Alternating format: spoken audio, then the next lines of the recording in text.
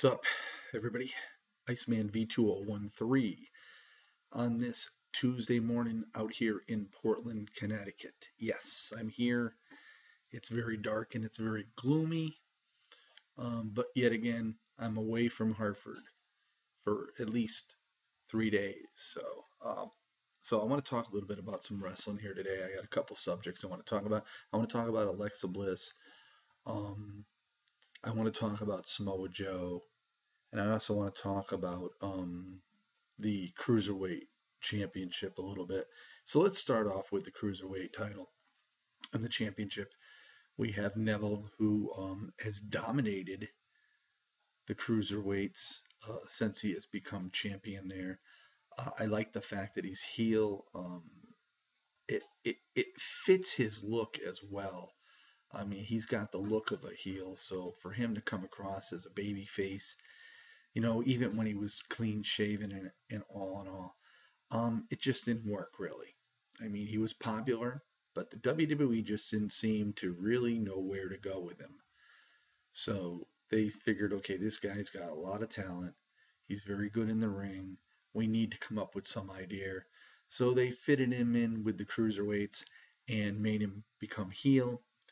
He's got the facial hair now, and he fits the heel perfectly.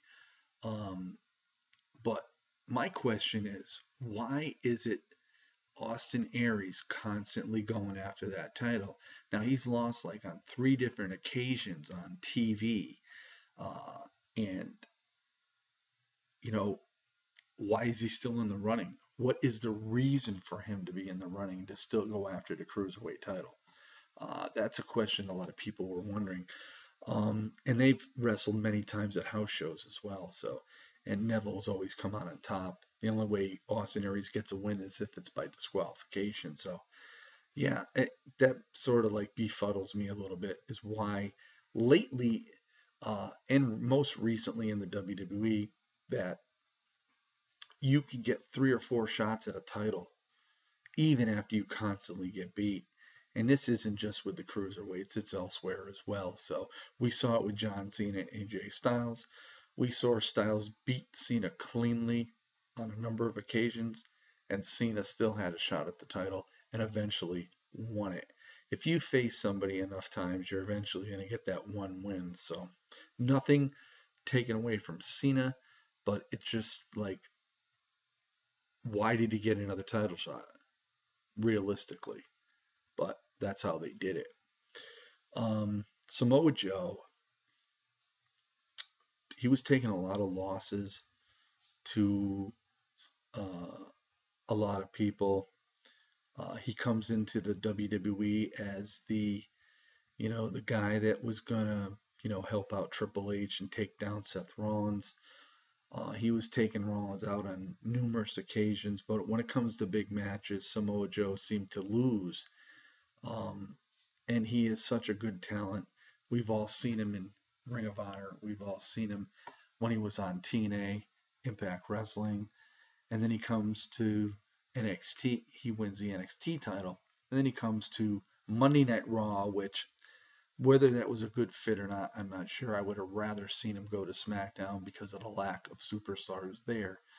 But so Samoa Joe wasn't doing too well on Monday Night Raw, and so they finally, well, we got to do something here. So they put him in the Fatal 5 Way at Extreme Rules, and he ends up becoming victorious. And here's the thing, he's going to face Lesnar. I believe it's July 9th at Great Balls of Fire. But he's not going to win. Joe is not going to defeat Lesnar when you got SummerSlam the following month. If any title gets changed, it'll be at SummerSlam as far as that goes for the Universal title. So, I mean, I think the WWE's way of thinking, was Joe a good matchup with Brock? I think he is. I think he's a better matchup to face Brock than would be a Finn Balor. Um, Roman Reigns has already been there and done it. Seth Rollins has been there and done it, and it's fared quite well. Bray Wyatt, on the other hand, just I'm s- I like Bray Wyatt, but I'm sorry to say Bray Wyatt is not a main eventer. Now, a lot of people are saying, is Samoa Joe a main eventer? I think Samoa Joe definitely can be a main eventer. But the bottom line is, they weren't going to have Rollins or Finn Balor face Lesnar and get beat because they have plans for SummerSlam. Now, we all know it was going to be Braun Strowman, but he is out.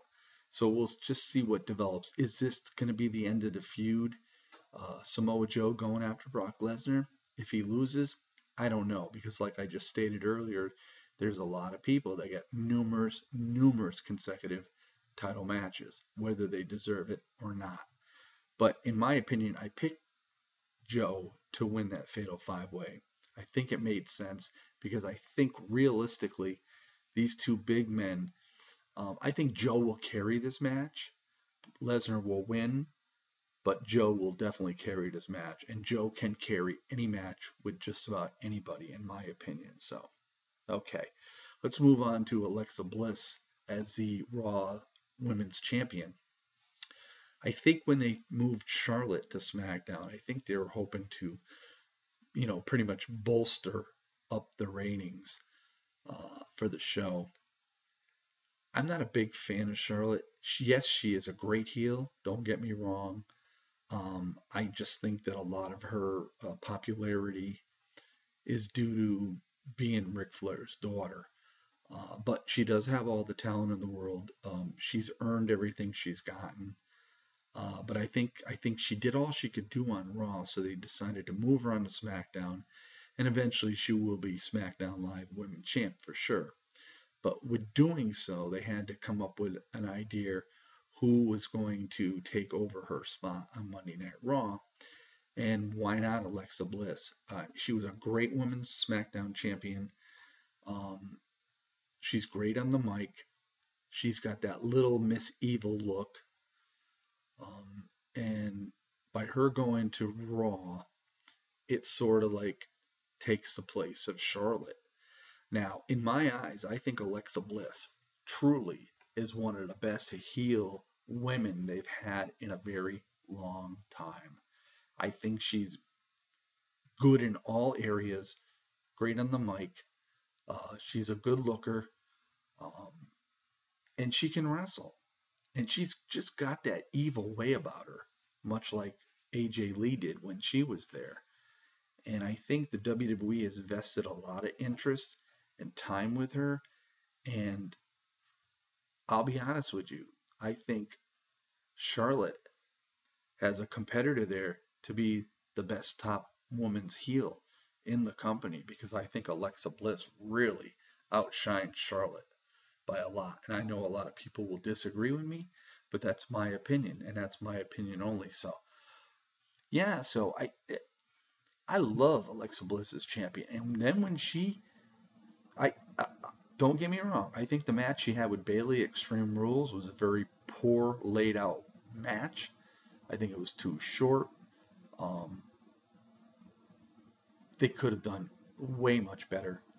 Uh, but I was sort of shocked that Alexa did come out on top of Bayley, and it's just showing that the heel side of the women's division on Raw, especially led by Alexa Bliss, is so dominating. Even the popularity of Bayley. I mean, let's face it. You put Bayley in a kendo stick on a pole match.